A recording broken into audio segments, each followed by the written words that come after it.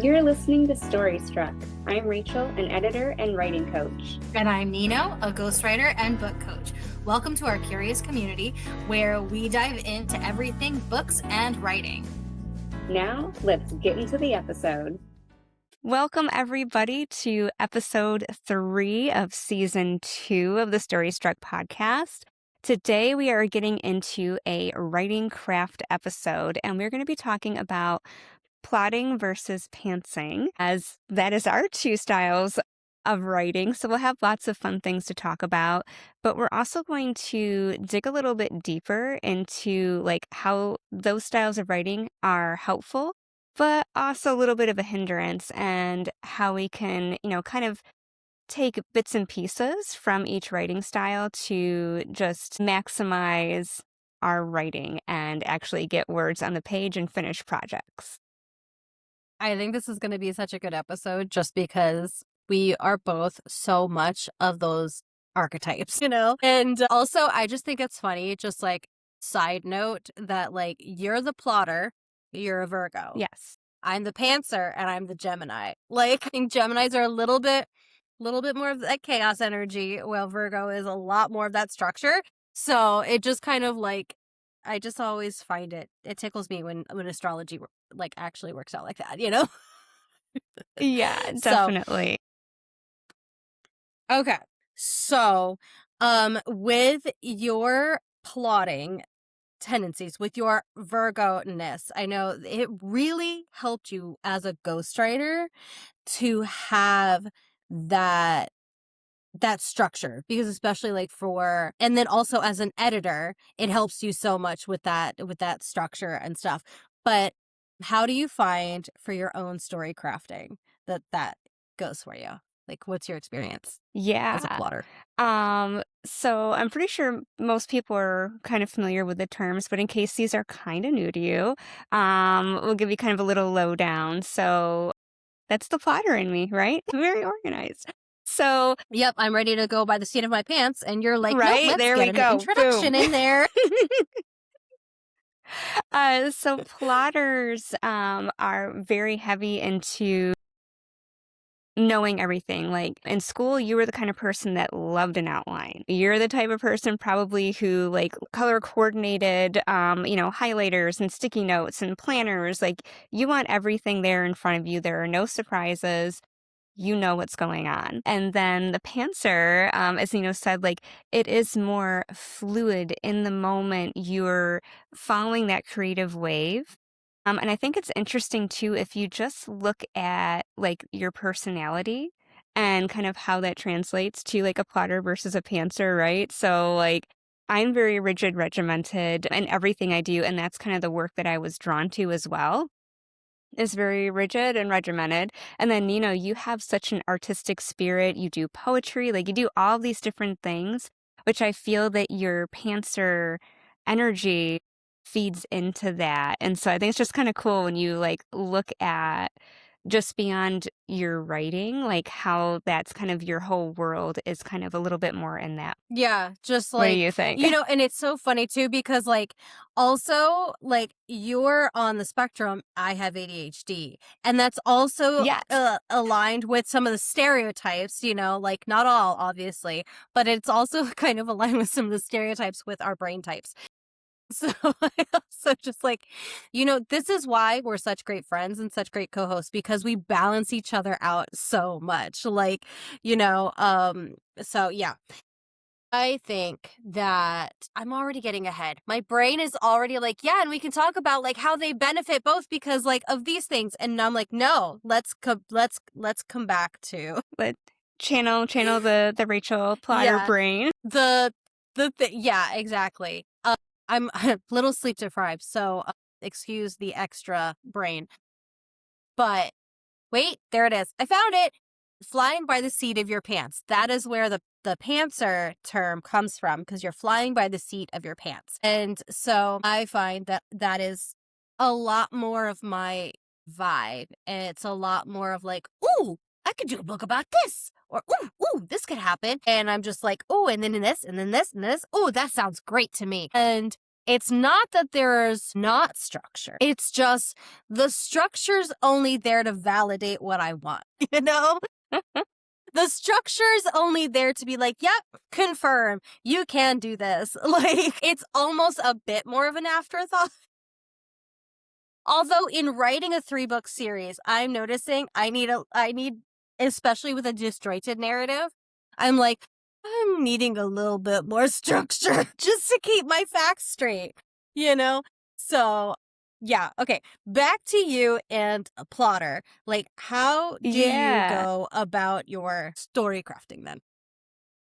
Yeah. So I think something you just said there, like, really is like, ooh, okay, that's cool. So you were talking about getting all of the ideas and wanting to follow all of the ideas. So as a plotter, you can still have that too. I have tons of ideas that pop into my head. But for me, like, if I get the idea, like, I can't just kind of start to go and run with it, right? Like, I have like a list of all of my to be written ideas. I love them.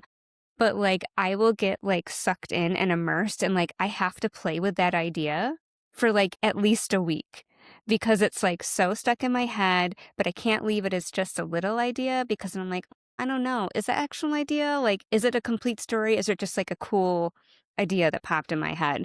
So like, I have to then think out like a story arc, and Nino's got to like rein me and be like, okay, chill. Like, we don't need, a 10-page outline for this random story that popped into your head because that is something we'll pop into later for a challenge, I guess. So for me, like, I need to see that full picture before I feel like I can start any writing. But for me, I feel like having those guide rails fuels my creativity because then I kind of know what to expect. And so I'm like, okay, like, I know start to finish. All right, now I'm going to fill in the bits in between the start and the finish, and then fill in the little bits in between there. So, like, really crunching it down from a storyline to like your main plot points to then some smaller little arcs and then into like scenes and beats. So like, I really like break it way, way down. And it feels like a lot of time on the front end for me to do that. It is a lot of time. It doesn't feel like it is. But then when I get to the writing comes quicker to me that way versus I feel like I'm floundering around. However, I can get so stuck in that phase that I can keep putting off starting the writing because I feel like I haven't planned enough, or I need to plan something more. I need to go and develop this obscure piece of mythology in my fantasy world even more so I can understand this character even more. And so it can just become like this like spiral like of getting stuck in the idea and planning world versus getting writing. But I feel that this is beneficial to me then once I get to that next stage where I'm in editing mode. So, right, like we have the idea, we have the writing, we have editing. Once I get into editing, like my brain just knows, all right, we're going through this checklist of things that we're gonna, work on to improve the story bit by bit versus starting on page 1 and trying to fix everything chronologically until I get to the last page. Because there may be something 3/4 of the way through the book that doesn't quite work. But if I was starting to edit from the beginning and working all the way to there, then I'd be like, oh shit, like now I just made myself 10 times more work because if I really liked that, I have to go back and rework all that stuff that I just did. So that's why I always recommend to people, no matter what kind of person you are, plotter, pantser, after you finish your book, your first draft, set it down and walk away for like at least a couple of days. If you can, a week. Like, just celebrate, let your brain relax. Then go back and read it from beginning all the way to the end before you start making edits. You can have a notebook and you can make notes, you can highlight things, do whatever you want, but I don't want you actually doing editing work until you've read the whole thing through, because we forget a lot of what we put in there. Even if you're a big plotter like me, you go back and you're like, oh, I did that there. Like, okay, because story does evolve. Even if you are writing more structured like I do, you still have moments where things change and evolve through it. So that's me on my soapbox of read it before you edit it.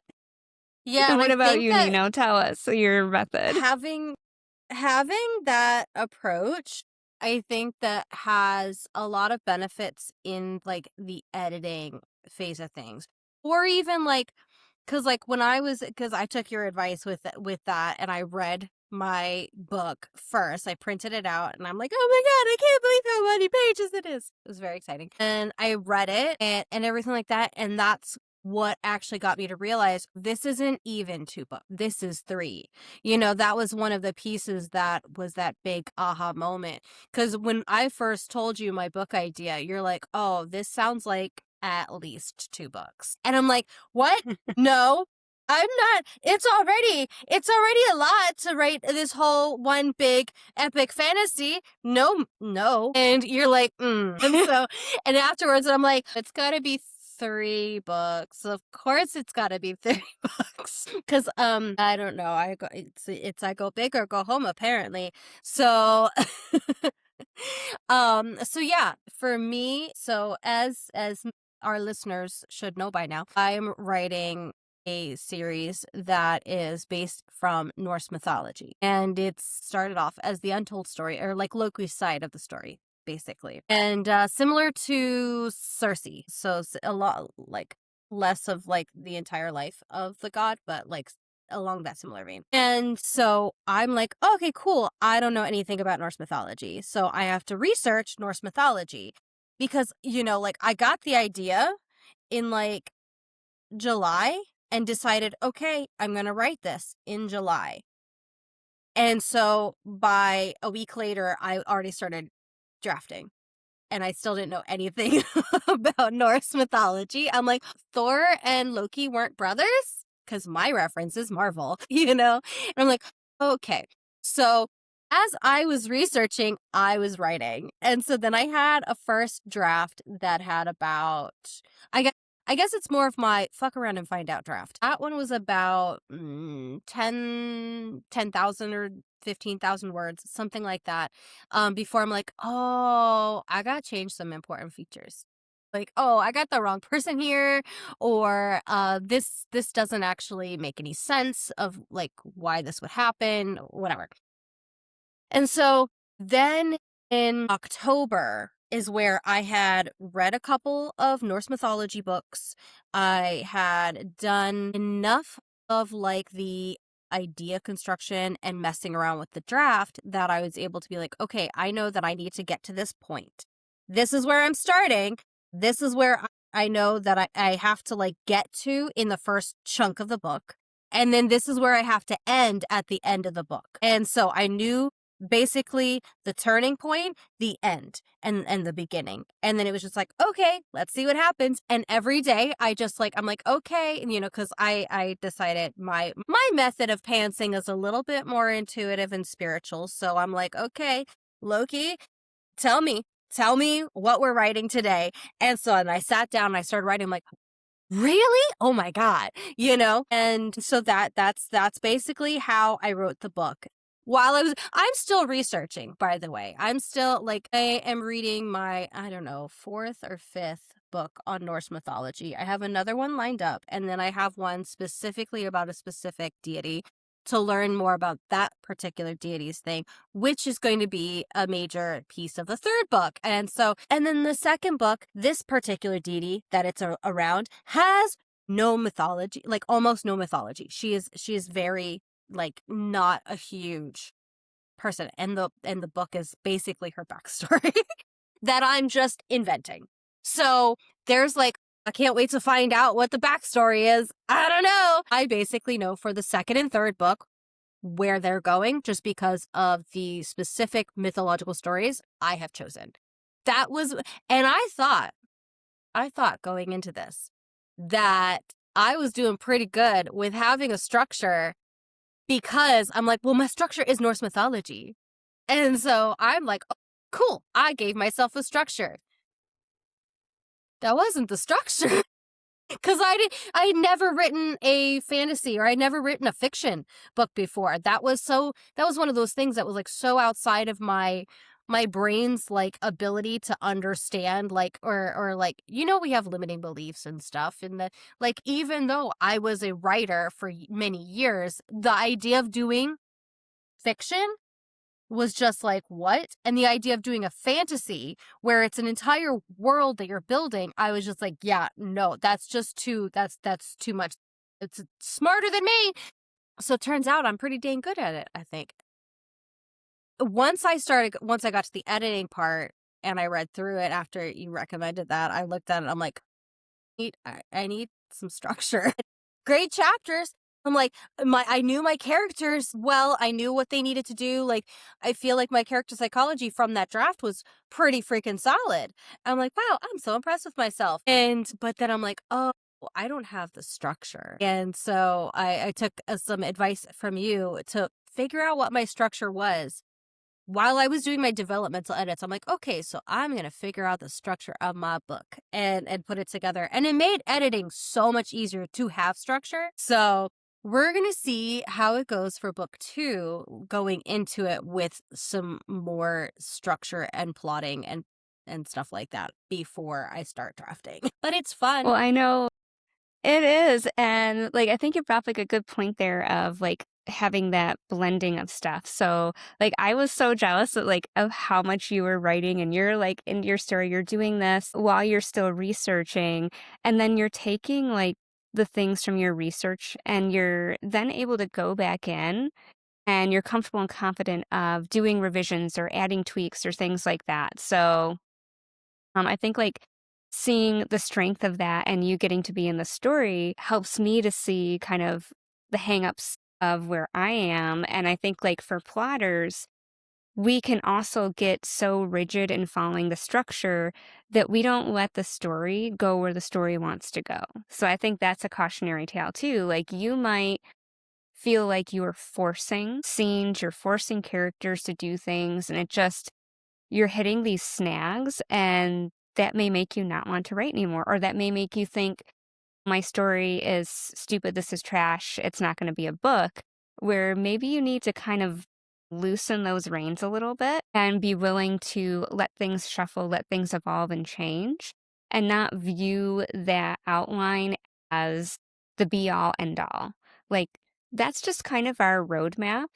So I like to think of it, right, we're going on a journey. So I have my map and I know that I'm going from New York to the Grand Canyon. All right. So like I'm going to go on this epic road trip and I need to know like the general highway that I'm going to take. But I also might want to visit some yarn stores or see some other sites. And so I have to be willing to go on those detours and then know that that detour is still getting me to the Grand Canyon. But the route might not be the one that I thought I was going to take, but that's going to lead to some really fun adventures and things along the way that I never would have experienced if I forced myself to stay on that one route that was getting me directly from, here to there.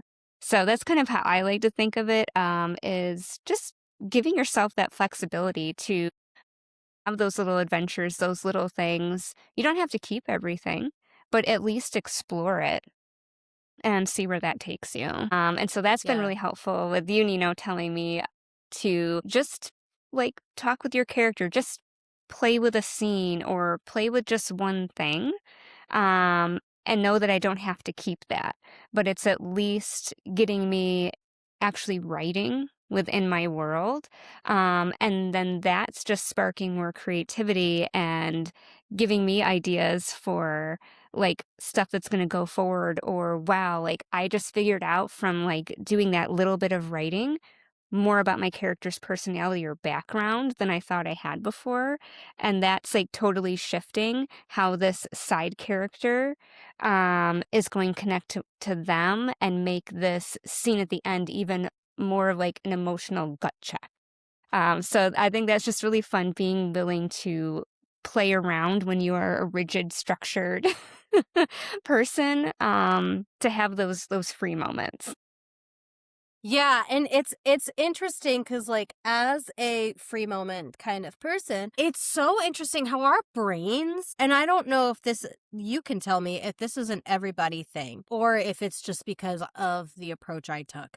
but I feel like it's our brains need those patterns. Like it needs those things. And so even if you're like, I feel like this character really should come from this, but I don't know exactly what this is yet. And you start writing it and stuff later on, like it comes to you. Like I messaged you last night about this massive aha that I had about one of my characters and where her lineage is from.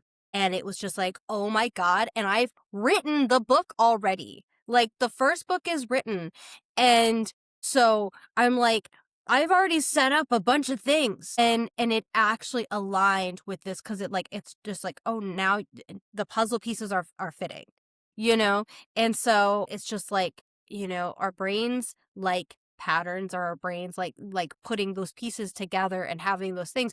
And also, if you don't have those things that just don't fit and stuff like that, that's why we have the killing your darlings kind of thing. Like you can always delete it. If you write a chapter, I wrote the beginning of my book 3 times, like if you write a chapter and you're like, this doesn't work and stuff, like that's why it's the fuck around and find out draft. Like that's, you are finding out what works and what doesn't. It doesn't mean it's a waste.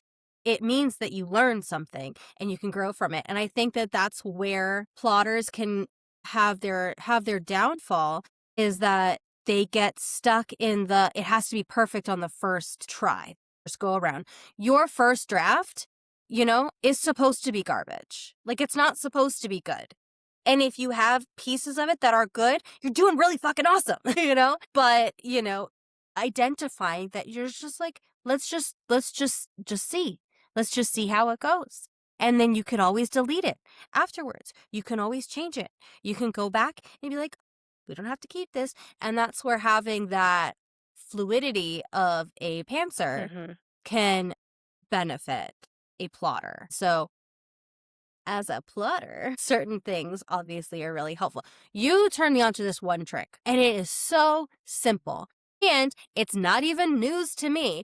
Jen Sincero talked about it in one of her books and stuff. And because it wasn't a book on writing books, I didn't even it didn't stick in the brain, in the part of my brain that files away book advice. And so it was this, because I'm my narrative, like my brain, is completely disjointed. And so it's got some a lot of jumping in it. And so it's like, how do you keep all the jumping accurate, on point, and to where it ties together at the end? My favorite authors write like this. V.E. Schwab writes these types of narratives, and Lee Bardugo writes these types of narrative. And I'm just in awe of so I'm invested in every single chapter, and then it all comes together in the end and it all makes sense in the end. I'm like, these books are magic. Huge fan. So I'm like, how do they do that? Because I just read the books. That's my experience with this, is I just read the books. I don't have any sort of education in this. And you had suggested putting it all out on index cards. So I have all these index cards that I have by my table, and it tells me what the chapter is, where it's located, when it's located, and then just a sentence that's just like a quick blurb on what it is. And oh my gosh, that gave me some of the biggest aha about my book. I'm like, oh my gosh, this is through the ages. It's not even just this one particular time. It's information from through the ages. And I'm like, oh my gosh, it was amazing. And it's just do you have any other kind of tips for the pantsers that, they could use to add a little structure into the chaos? Yeah, so I think you brought up some really good ones where like you knew when you started writing where you wanted to start the story and where you wanted to end the story. So you already had structure within that. And then for you, the fluidness was getting from A to Z, getting from here to the Grand Canyon, right? So I think if you don't want to be super rigid structured, but you want to make sure that you at least have a thorough through line with your stuff, is, taking that main story and trying to condense that down to a sentence. So I think we talked about this with Deborah with the skeleton blurb on season 1, and like having that one sentence that like is this overarching thing that every single thing in your book should be contributing to that. If it's not contributing to that, then it probably doesn't belong in your book. But if you're finding a lot of the things you want to write aren't contributing to that, maybe that end isn't quite right. Or maybe you don't really have the idea for the story figured out enough yet. So maybe you need to give a little bit more thought and kind of dive into, where are all of these things not matching up? Like, oh, wow, like this is going to be 2 books, not 1 book. Like kind of like some of that as you're writing may save you from having to do a lot of extra rewriting, or just show you that maybe you just didn't start in the right spot on the book. And I think it's also important for us to remember that you're not just doing 1 draft and 1 round of edits. Like, you are going to rewrite more words than you probably wrote the first time before your book is finished through all of the editing processes. And it's okay if you don't have enough words, right? Because we can add more words. And it's okay if you have too many words, because then you can pare it down. Like, there's no right or wrong way to go about doing the writing process, or doing the editing process. It's finding what works for you, but knowing that this is definitely a marathon. You are not going to do like you see these advertisements all over the place of, write your book in a month. I think people get the wrong idea of what that is. Like, that may be your fuck around and find out draft that you wrote in a month, but that's not your book. That is not a product that's ready to be published. And so I think that people get very discouraged, whether you're a plotter or a pantser, when you see all of these people and they're like, I wrote a book in 30 days or blah, blah, blah, blah, blah. Don't believe the hype. Or like but the also know that there's no NaNoWriMo. one way, right way. Yeah, NaNoWriMo. Yeah, like that is Right, really like tough that's work. that doesn't end, like a lot of that doesn't end in the final like draft, because you're writing it so fast and you're forcing yourself to complete so much, and so that makes it very difficult to write something of quality. And it's important to remember that like this is your art, especially if you're writing fiction, but I argue that even in nonfiction, like this is a craft. Mhm. It's called a craft for a reason, because it is an art form. And by extension, it is a part of you. And so putting that time and love into it is just going to help you create something that is more powerful. And those 30-day things are just like, they're ridiculous. It's just, you gain so much from building up over, like taking that year to write that fiction book or whatever. Like you grow and gain so much that you're missing if you're just throwing a bunch of crap in AI and being like, see, I wrote this book. No, you fucking didn't.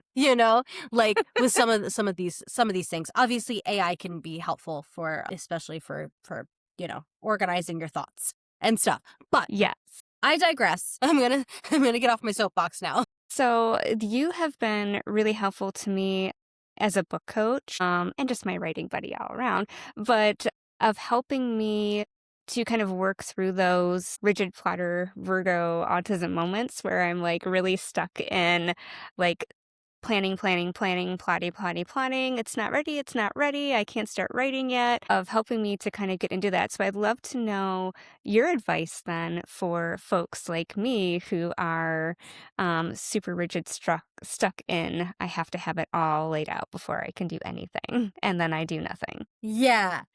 The thing is, like I was talking in my community. We had a community call yesterday where we just like, the writers in the community just get together and we just chat and we just say like, hey, how's life? How's writing? Like what issues are you having? Stuff like that. And that question came up, and like the answer is just right. It's just start something. And I think one of the things that you did was like, you would go on these walks and you would, like just ponder about it, because being off the page with it took that pressure Mm-hmm. off, right? Your thing is Yeah. like the perfectionism seeps in, And so, there's a lot of pressure when you're at the page and you're like, I'm officially putting words down. And so finding a way that you can relieve yourself of that pressure to allow for the creative stuff, right? So having those voice note, as you're out in the woods walking, and then you can transcribe those voice notes, and that's where AI can come in and be like, hey, can you make order of this chaos? And then you can get something that you can actually look at and be like, oh, this is the plot of this chapter. This is the sequence of this chapter. This is the information that my character needs in order to like grow and develop, or this is whatever. And so that's one of the things, because you have to get out of your own way. You have to find the tool, the method that's going to help you get out of your own way. And then secondly, I have a lot of like little spiritual things that I do that have been my particular like way of crafting these things. Like they're the things that have helped me do so much and stuff. And so, we've talked on the podcast before about like using tarot to podcast, I think I have on my Mhm. YouTube channel using dowsing rods, like kind of how Mhm. I have it to where like I went through like, oh, I don't know what to do about this thing. And I just brought my dowsing rods out and I'm like, hey, what should I do about this? Or, like, should I do this? And it was like, no. I'm like, should I do that? Yes. It's like, okay, cool. And I literally I think it's on my YouTube. It's at least in the community. I don't know. And just to like, this is literally how simple it is. And it's any way you can relieve the pressure of yourself. And I've also started working on an astrology theory about this is that I Of think course you that there did. are yes. Okay. So I don't know if I told you this, but I actually I tested it out. One of one of the community members, and who I know bits about his book because I've done readings for him before. And I know pieces of his book, and I know just a tiny bit about him. Like I know he's a Virgo. That's all I got.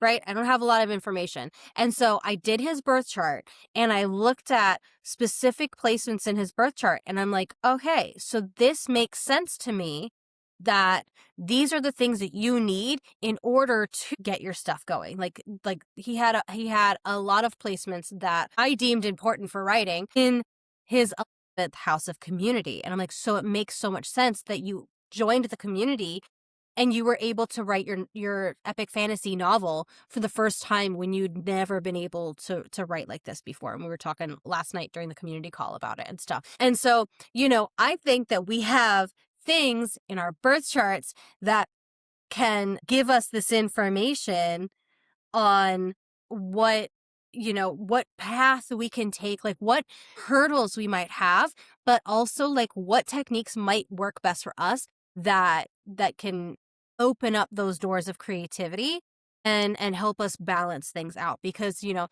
like in his birth chart and stuff like that, he had a whole aspect that he was just like he was missing a lot of flow, a lot of water Mhm. energy in his chart. And so it's like, so things to do with like the intuitive flow of things, being near water, like finding ways to connect with a fluid like water energy is going to be helpful for you to tune in. He's like, oh yeah, I've been channeling this book through. That's how it happened for him. He's like, and so, I think that we have a lot of these little clues that we can use.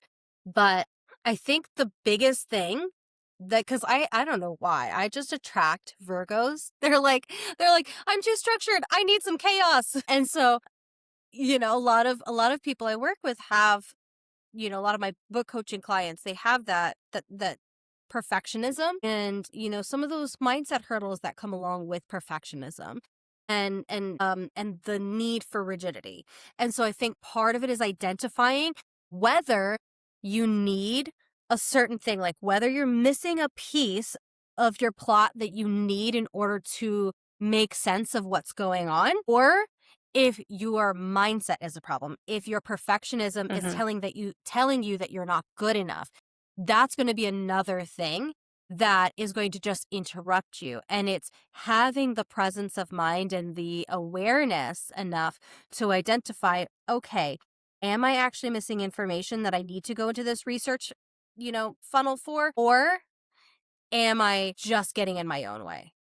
You know, and having somebody who's on the outside who can say, this sounds like you're in overthinking perfectionist mode and not research mode.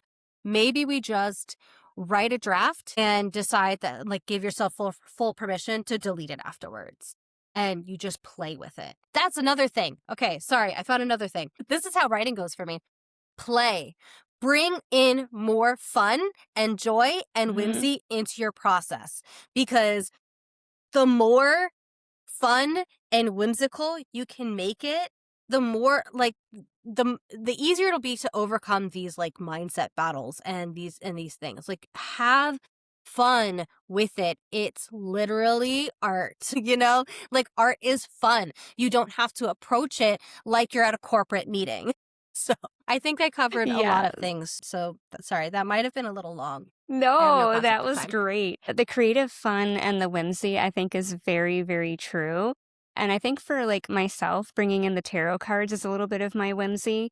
Because like I'm like, all right, well, I already have kind of an idea what I want for here, but like my brain gets stuck on, okay, perfectionist mode.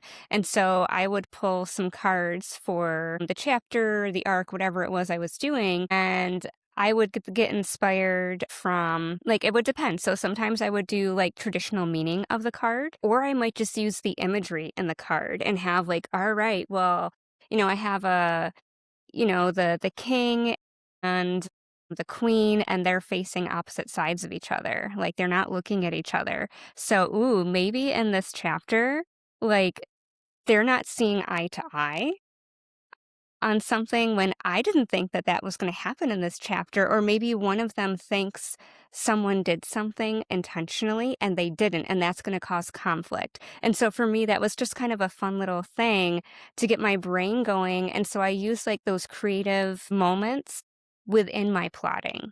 And so like I just kind of wrote out, several paragraphs of kind of, this is what's going to happen in this chapter. Like Isolde's going to see this and she's going to think it means that. And like, he's like, holy shit, what happened? And like, you know what I mean? And so it was kind of like just a creative flow, and it wasn't like my bullet point outline or something like a rigid outline. It was more just a fluid few paragraphs. They weren't pretty prose. It was just kind of a brain dump of inspiration. And so that, I think, I've kind of found that that's a really fun creative thing for me. And then something else, like you were mentioning for the perfectionism and having that get at you, I completely turn off any of like the autocorrect editing when I'm doing my plotting or when I'm doing Yes. my drafting, because if I see that, I instantly want to correct it. And then I have also tried other things. So I was like, all right, well, I'm going to use a typewriter. Because I always wanted to type my book on a typewriter, because you can't edit, you can't fix, you can't do anything. But then I realized how physically exhausting that was on my hands and my wrists. So I've abandoned that idea. I have seen other writers who actually will take like composition notebooks or spiral notebooks, and they handwrite their first draft.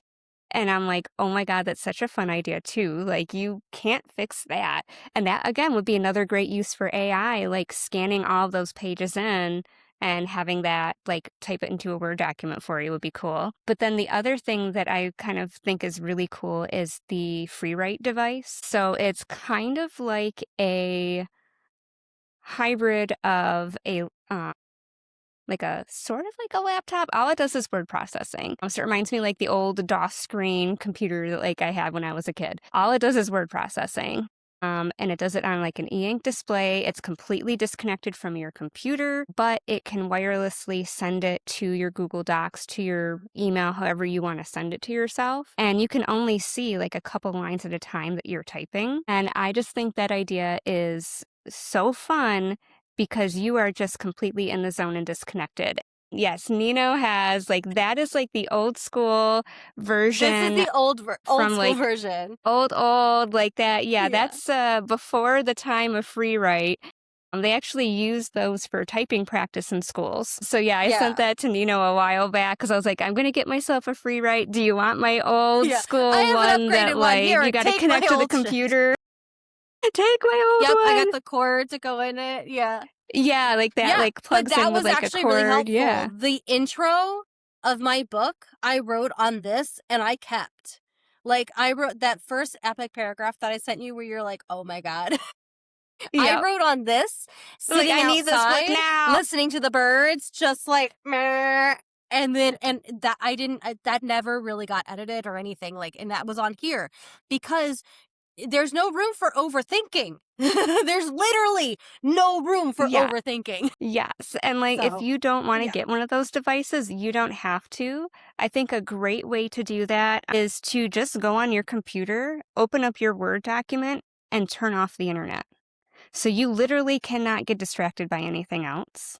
Like, all you have Yeah. is your document you're typing in.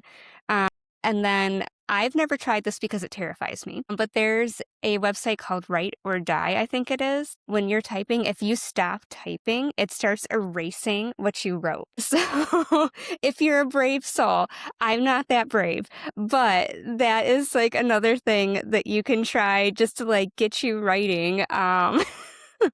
And not get distracted Oh because my God. it's so No, easy that's to too get much distracted pressure. these days. Yeah. And Yeah. I will like Oh, turn my I was phone gonna either on say, oh, go airplane ahead. mode or put it in another room. Yeah, I was gonna say too. I have one of the people in Daniel David Wallace's, what was it, Plot Forest one or whatever, had talked Mhm. about.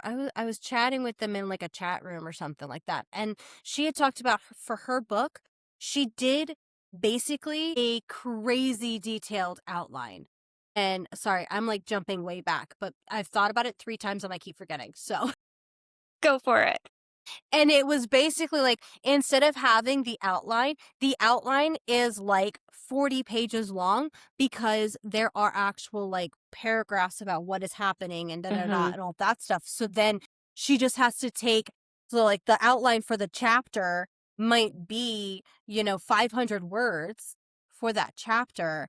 And then whenever she went back to actually write, she just made it 2,000 words or 3,000 words or whatever because she had already had all the meat there and stuff. And I'm like, that's actually a pretty cool idea because it almost sounds like a marriage between the two to me, Yes. I feel like right? that's where my Because you have process like is all the, starting oh, to and we're going to go. write and write.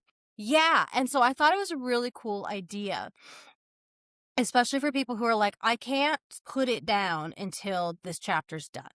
I had that problem while I was drafting, is like, nope, until this chapter has a complete start to finish moment, I can't put it down. And so sometimes I was sitting there writing for 2 hours, even though it's just like, no, you only have to write 500 words today. And I'm like, no, but I need to finish this chapter. So that happens too. But yeah, I think we had some real good advice in here. It's about finding the balance. I think that's the thing, right? Because Mhm. like we had said, with a plotter, sometimes you get in your own way and your plotting prevents you from actually writing and sets up walls instead of borders for your creative flow. And then with pants writing, pantsering. Anyways, with that, you end up finding like, oh crap, I gotta rewrite this whole half of this book because I didn't have a plot. Like, oh, that doesn't make any sense. Like, and you have to do a lot more revision. So I think, it's makes editing harder. Like, Mhm. I'm finding out a little bit of there's like a whole like third of my book that I'm like, oh yeah, I need to rewrite this whole piece because this happened way too soon. This is for book 2. Because I didn't know there was a book 2 when I wrote it. So yeah, there's pros and cons, and finding your way through and finding where your balance lives is the goal. Like, that's the mission. It's not to be like, well, I'm a plotter, so I have to do it this way, or I'm a pantser, I have to do it that way, and stuff like that. It's finding the balance that works for you, because the balance is where you're actually going to be able to thrive. We want your books. We want you to thrive, and we don't want you to get stuck because you're too far into. Exactly. Yes. All right. So, yeah, I think that's a good wrap up for today's episode. And if you would love to get in on Nino's awesome writing community, she has community challenges. There's times when you can go and have the community calls like we did this week. I'm going to be doing an upcoming workshop. So, lots of fun stuff going on there.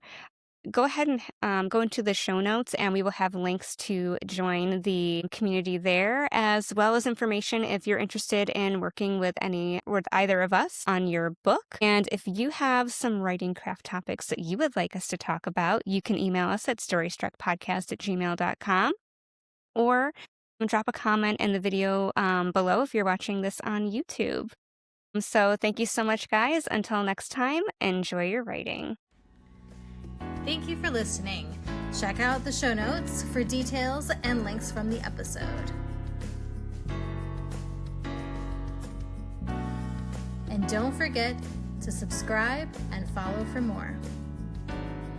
Special thanks to our composer, Micah Silverstein. Enjoy the rest of the music.